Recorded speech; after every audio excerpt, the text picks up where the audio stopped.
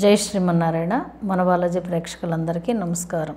శ్రీరామదూత శిరసానమామి. ఏడుకొండలవాడ వెంకటరమణ గోవింద. పౌర్ణమి, చైత్ర పౌర్ణమి అంటే తొలి పౌర్ణమి, అంటే ఉగాది వెళ్ళిన తర్వాత నుంచి మళ్ళీ మనకి చైత్రం నుంచి పాల్గొన మాసం వరకు వచ్చే పౌర్ణమిలో చైత్ర పౌర్ణమి మొదటిది, పాల్గొన మాసంలో వచ్చే పౌర్ణమి చివరిది. ఇలా మనం 12 పౌర్ణములు గనక చేసుకున్నట్టయితే చాలా అంటే ఇంట్లో సంపదలు వృద్ధి చెందటంతో పాటు ఏమైనా సమస్యలు, ఇబ్బందులు, తర్వాత ఇంట్లో ఎవరైనా కొద్దిగా అంటే భార్యాభర్తల గొడవలు ఇలాంటివి కూడా సర్దుకుంటాం, వాళ్ళిద్దరి మధ్యన అనురాగంతో మిసులుకుంటాం అనేది మనం చూస్తున్నాం. మీ అందరికీ తెలుసున్న విషయమే. అయితే ఏం చెయ్యాలి ఈ పౌర్ణమికి అనేసి చాలామంది అడుగుతున్నారు. అయితే ఏం చేయాలన్నది మీకు నేను చెప్తాను, చాలా చక్కగా చేసుకోండి. తర్వాత ఇంకొకటి ఏంటంటే, చైత్ర పౌర్ణమి అంటే చాలా విశేషం అండి. అన్ని పౌర్ణములు విశేషమే, కానీ కొన్ని పౌర్ణములు చాలా విశేషం. ఏం చెయ్యాలి అని అంటే కనుక, హైదరాబాద్ ఎప్పుడు వస్తారమ్మా అనేసి అంటున్నారు. మీకు హైదరాబాద్ వచ్చేటప్పటికి రేపు మే 3, 4 తారీఖుల్లో నేను హైదరాబాద్లో ఉంటాను.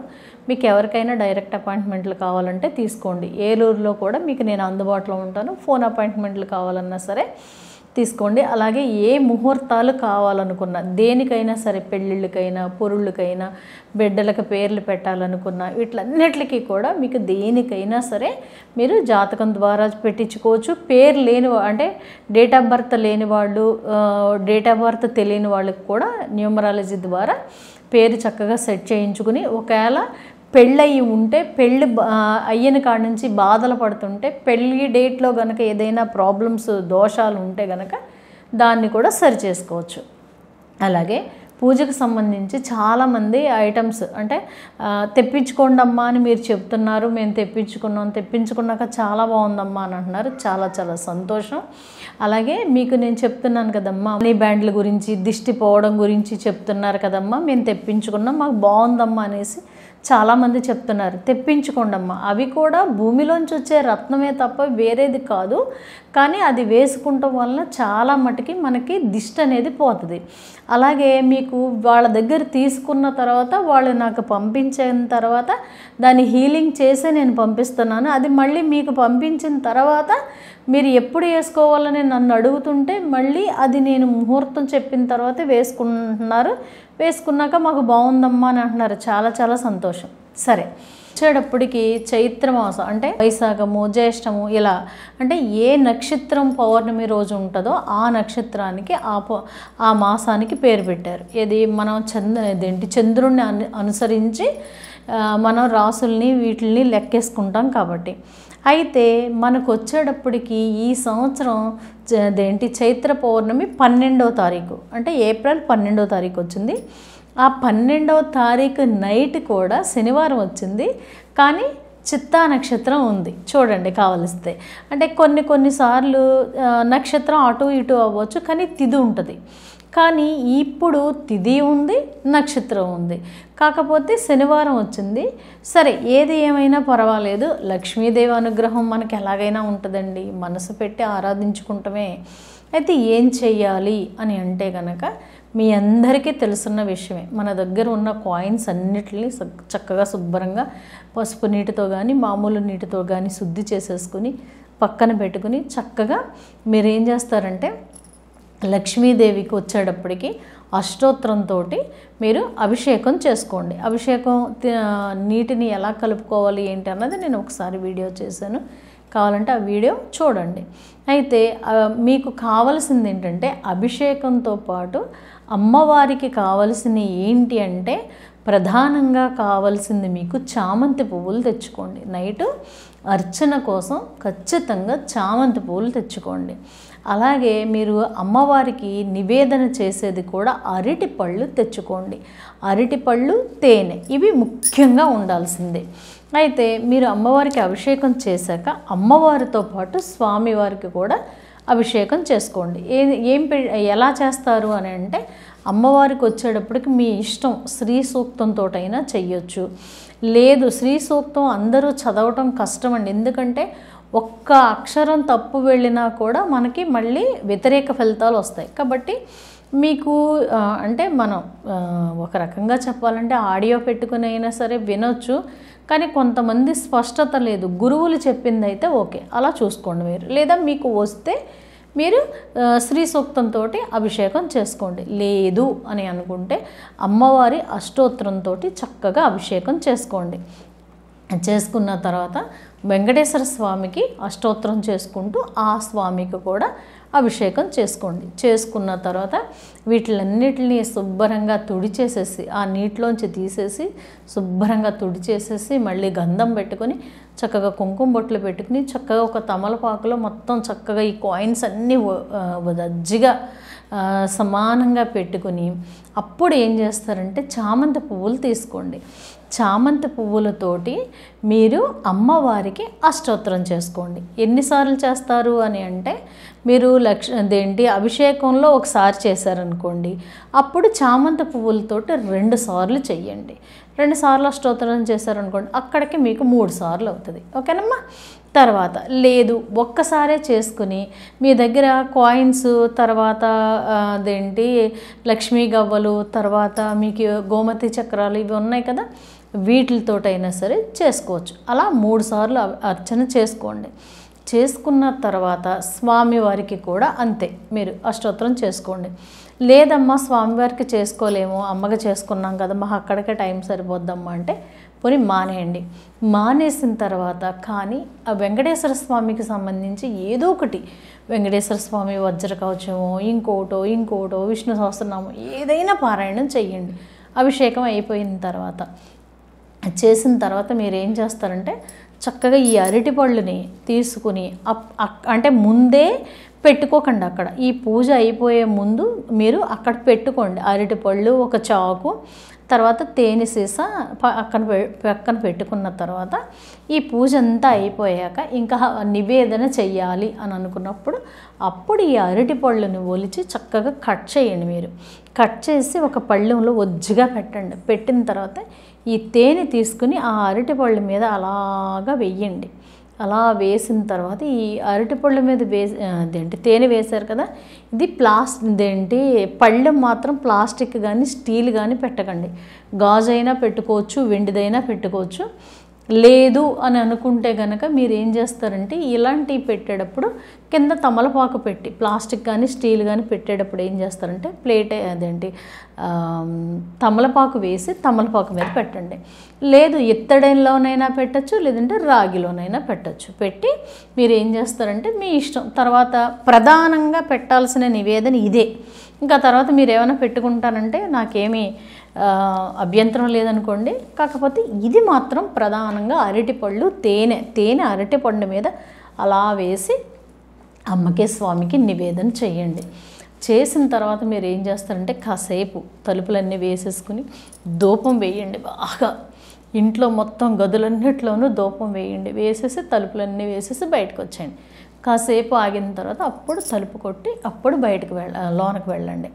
లోనకి వెళ్ళిన తర్వాత ఈ ప్రసాదాన్ని మీరు కళ్ళకద్దుకుని ఇంట్లో వాళ్ళందరూ తినండి. అలాగే మీకు మనీ బ్యాండ్స్ అని, తర్వాత పిల్లల చదువుల కోసం వీటి కోసం తీసుకున్నవి ఉన్నాయి కదా, వీటిలన్నిటిని ఏం చేస్తారంటే ఈ పూజకు ముందే చక్కగా శుభ్రంగా కొంచెం నీటిలో మీకు ఎలా కడగాలో కూడా నేను చూపించాను. కడిగేసేసి ఒక గాజు గిన్నెలో పెట్టేసేసి తీసుకెళ్ళి ఏం చేస్తారంటే చక్కగా వెన్నెల పడే ప్లేస్లో ఇవి పట్టుకెళ్ళి పెట్టేయండి. పెట్టేసిన తర్వాత ఇక్కడ పూజ ఇది అయిపోయింది, ప్రసాదం తీసేసుకున్నారు. ఇంకా ఏమన్నా ఉంటే ఎవరికైనా పెట్టుకోవాలనుకున్నా కూడా పెట్టుకోవచ్చు. అయిపోయింది. అక్కడ వెన్నెల్లో అక్కడ పెట్టేసి వదిలేయండి. వదిలేసిన తర్వాత తెల్లారి తీసుకోండి. తెల్లారి తీసుకున్న తర్వాత కడగకుండా ఎవరికి వాళ్ళే వేసేసుకోండి. ఇలా గనక మీరు చేసినట్టయితే ఆ ఇంట్లో అభిషేకం చేసిన నీళ్ళు ఉన్నాయి కదా, అవి మీరు తెల్లారిన తర్వాత అప్పుడు ఇల్లంతా జిమ్ముకోండి, ఇంటి చుట్టూ జిమ్ముకోండి, ఇంకా నీళ్ళు ఉంటే పక్కన పెట్టుకోండి. ఓకేనా? ఇలా గనక మీరు చేసినట్టయితే ఈ చైత్ర పౌర్ణమికి చాలానండి. ఏంటి ఫలితం అంటే మీకు వచ్చేటప్పటికి చిత్తా నక్షత్రానికి కుజుడు అయితే కుజుడు చూడండి, మనకి అప్పులు తీరాలన్నా, లేదంటే ఆదాయం పెరగాలన్నా, భార్యాభర్తలు కలిసిమెలిసి ఉండాలన్నా, పిల్లలు గొడవలు పడకుండా ఉండాలన్నా, పిల్లలు పుట్టాలన్నా, వంశం వృద్ధి చెందాలన్నా, వీటన్నిటికీ సుబ్రహ్మణ్యేశ్వర స్వామి ఆరాధన అని చెప్తాం కదండి. అలాంటప్పుడు మనకి పౌర్ణమి రోజునాడు ఇలా చేసిన తర్వాత మనం కోరుకునేది ఏంటి? మనకు ఆర్థికంగా అంటే ఎవరి కోరికకి వాళ్ళకే ఉంటుంది. బిడ్డలు కావాలనో, డబ్బులు కావాలనో, అప్పులు తీరాలనో, ఇళ్ళు కావాలనో, ఇలాగ ఏ కోరిక అయితే మీరు నివేదన చేసి స్వామిని అమ్మని పూజిస్తారో ఖచ్చితంగా ఆ కోరిక మీకు నెరవేరడం అనేది ఉంటుంది. కానీ నమ్మి చెయ్యాలి. భగవంతుణ్ణి నమ్మేటప్పుడు ఎలా ఉండాలి అంటే ఉన్నావో లేదో అన్నట్టు కాదండి, ఆయన ఉన్నాడు. ఎందుకని అంటే ఎన్నో నిదర్శనాలు ఉన్నాయండి. అసలు మనం ఒక రకంగా చెప్పాలంటే మనం బ్రతికి ఉన్నాము, మనలో ఒక ప్రాణం ఉంది. ప్రాణం అంటే నవరంధ్రాల్లోనూ కూడా 9 రంధ్రాల్లో మనకి భగవంతుడు పెట్టి లోన ప్రాణాన్ని పెట్టి వెళ్ళిపోయేటప్పుడు ఈ నవరంధ్రాల్లో ఏదో ఒక రంధ్రంలోంచి వెళ్ళిపోతుంది. వెళ్ళిపోయే ఆ రంధ్రాలకి ద్వారాన్ని మూసేసేం భగవంతుడు ఉంచలేదు కదండి. ప్రాణాన్ని లోన పెట్టి ఆ నవరంధ్రాల తలుపులు తీసేసి మనం బ్రతికుండి మనం తిరుగుతున్నాం. మనం ప్రాణం పోయేటప్పుడు ఈ 9 రంధ్రాలకి ఉన్న తలుపులు తీసుకునే వెళ్ళతల్లా తలుపులు తీసేసే ఉంటాయి కదా.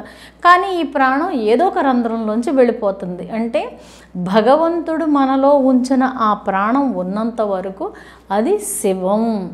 ఎప్పుడైతే వెళ్ళిపోతాదో అది శవం కదండి. ఇదంతా మనకు తెలిసిందే.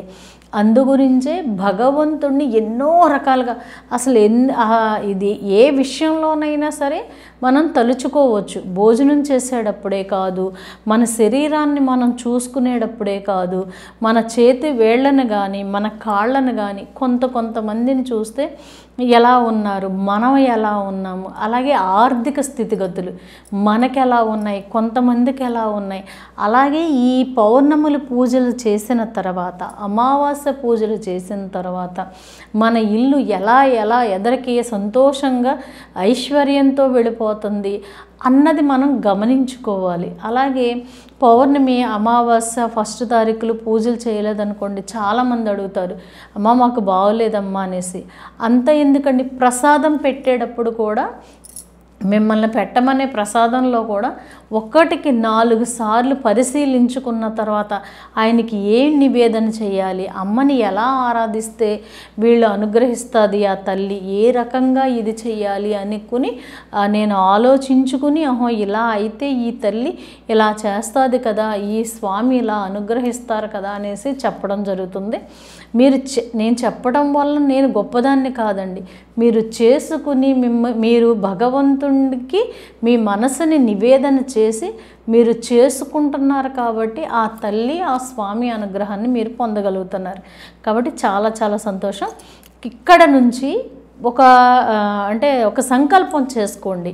ఏంటి అని అంటే, అమ్మా నాకు 12 పౌర్ణములు చేసుకునే భాగ్యాన్ని కల్పించు తల్లి అనేసి మీరు సంకల్పం చేసుకోండి. ఎందుకు చెప్తున్నానంటే, చాలామంది కొంచెం నెగిటివ్గా మాట్లాడుతుంటారు.